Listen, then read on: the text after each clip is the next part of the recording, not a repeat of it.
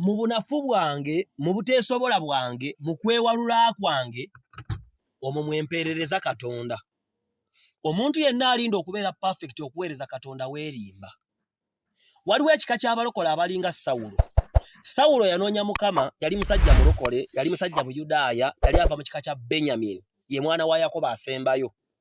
Omusajja oyo Sawulo bwe yanoonya Mukama n'atamuddamu, n'agenda mu ssabo ebyokuyiga bibiri ebyanjigirizibwa mu kkanisa. Byonna bye mbabuulira kye kitabo kino kyembeera nakyo Musumba Sala ng'abuulira, Pastor Victor ng'abuulira, Pastor Asha ng'akola ki? Kyovola mbijjawe mbireeta nammwe mumanye abaagadde kubanga bino byakwagala. Bw'oba toyagala, bw'oba oyagala wuliriza.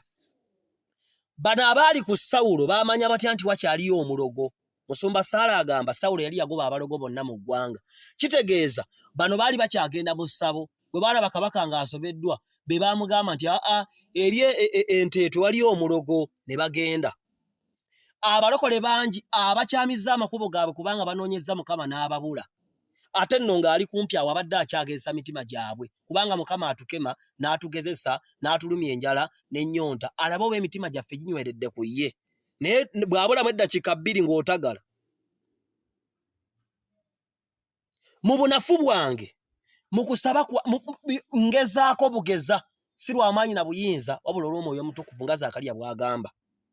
Baganda bange mbabula, in challenges, weaknesses, problems, lack, rejection, abuse, through that we build foundations of salvation. Matayo 7 tutandika ku 21 awo.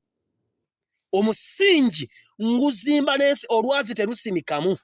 Nina obunafu obuva ewaffe, nina obunafu obuli mubiri gwange, naye byonna mwenvumirira nti omunafu agambe nti ndi w'amaanyi, emiggo gye egimponya, n'enkola, n'enva mu wasiti n'enzira mu waasi, n'enva mu waasi n'enzira mu bbaadi, n'enva mu bbaadi n'enzira mu feya, n'enva mu feya n'enzira mu guudu, n'enva mu guudu n'enzira mu beta, n'enva mu beta n'enzira mu besiti, n'enva mu besiti n'enzira mu excellence, paka mu abanaase. Kubanga Josefu omu ku basajja abasinga okutagana yazaala omwana asooka bamuyita Manase. Manashe mu Luyudaaya Manashe kitegeeza Katonda ane yate lwaki mbabuulira kaŋŋende wano mbasomere.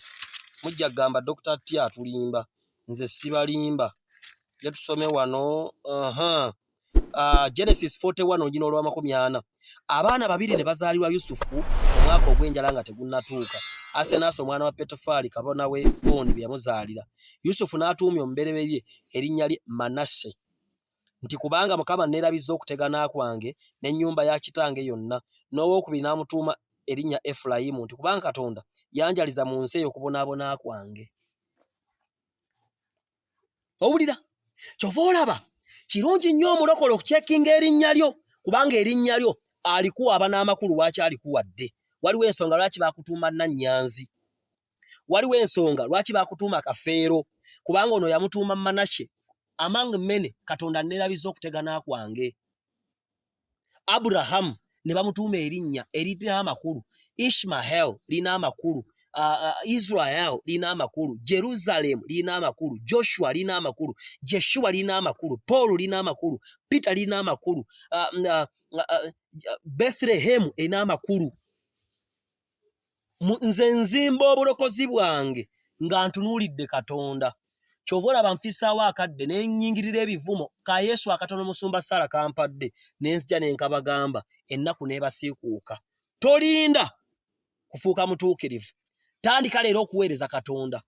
Okulabula bannayuganda mwenna mulabulwa ku apps ez'enjawulo ezigguddwawo abafere ku mitimbagano egy'enjawulo mwe bayita okufeera abantu mbu bawola ssente ssaako n'okutereka nga beeyambisa ekifaananyi kya Hamisi Kiggundu wamu n'erinnya lye. Mutegeezebwa nti Hamisi Kiggundu tawola ssente era talina ssente za muntu yenna z'atereka. Omuntu yenna akugamba nti jangu otereke ssente naffe Hamisi Kiggundu yatulagidde oba nti Hamisi Kiggundu yakikola kya bulimba kya bufere era baagala kubba. Toteekayo ssente zo, beera mwegendereza. Hamisi Kiggundu talina app yonna ewola ssente oba okuzitereka. Buli app yonna gy'olaba ku mutimbagano ng'eriko ekifaananyi kya Hamisi Kiggundu, abo bafere babbi. Toteekayo ssente zo, bajja kubbira bwereere. Beera mwegendereza. Tolinda kola bingi.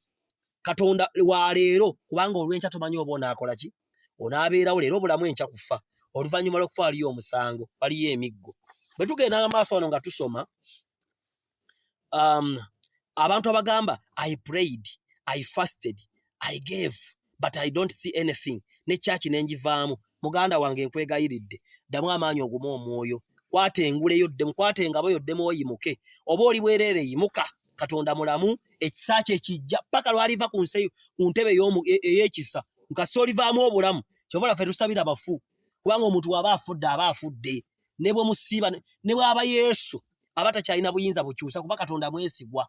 Ekigambo kyayogera tekisazaamu adde ennyukuta emu tevaako. Netugenda no maaso netugamba nti njagala bw'ofuna akadde ogenda osome ku byawandiikibwa. Waliwo omuntu Bayibuli ng'ekkalubirira okusoma. Kale njagala otandikire ku byawandiikibwa bino bye nkubuulidde. Mukama ajja kubaamu kyakukola atya? Numbers okubala 12:5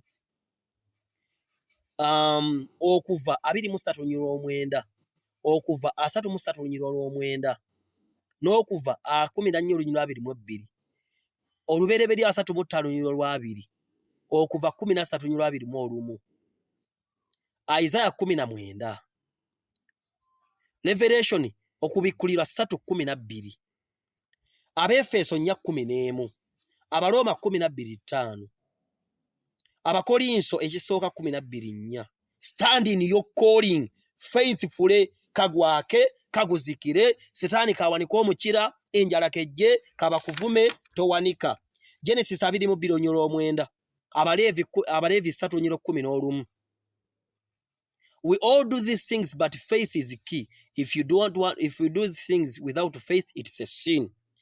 Psalms 8:2 Jeremiah 2:3 Netugenda awo njagala bagamba ebyawandiikibwa netugenda Matthew 7 Matayo 7 Abakolinso ekisooka lunyiriri luluno lwa Kolinso ekisooka essula 1:2 genda osome Bayibuli Genesis 4:5 ebizibu weebiri emitawaana abakunyigiriza abakuba abakucyojja byonna bijja kujja naye Matayo 7 ennyumba bwe naaba yazimbibwa ku lwazi ojja kubanga omusajja omugezi ebintu bijja kujja ng'osekerera bisekerere kubanga birina okujja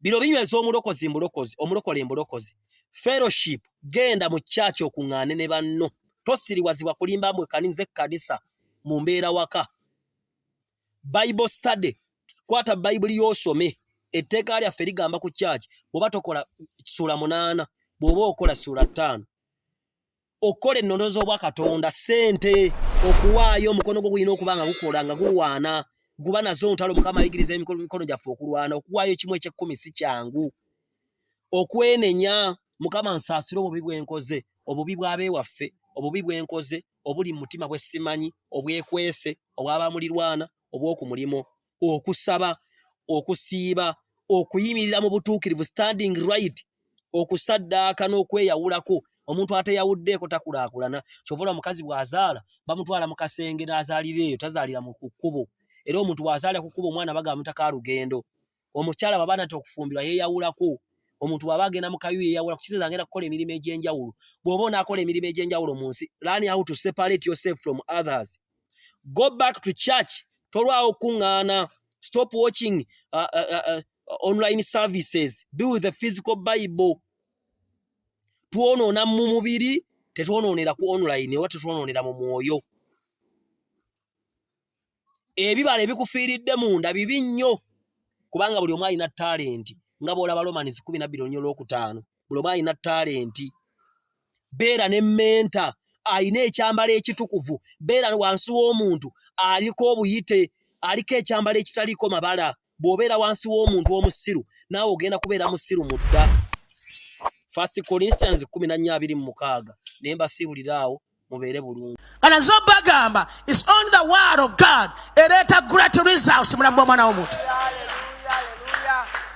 bw'aba talina Roma mu mutima gwo my dear my sister my brother oli mu kaseera kazibu kyali kigambo ekyatonda ensi eno kyali kigambo akale benana betulaba byava mu kigambo twakolebwa lwa kigambo we are the product of the word of God hallelujah twazaalibwa na kigambo tutambulira mu kigambo naye olwaleero kasita word of God ebulwa rumu munda mbulambwo kubanga weetisse the chaos of the world weeralikira obugagga bw'enkya weeralikira ni anaakuwasa weeralikira future n'ebeera etya haleluya abantu bangi tweralikira n'ebintu bye tutamanyi weeralikira Christmas n'alyaki otanze ogyayika omuguno omwezi abantu beeralikira banenga nkuze emyaka gigenda ani agenda okumpasa banenga nduddewo okuzaala abantu mweralikirira.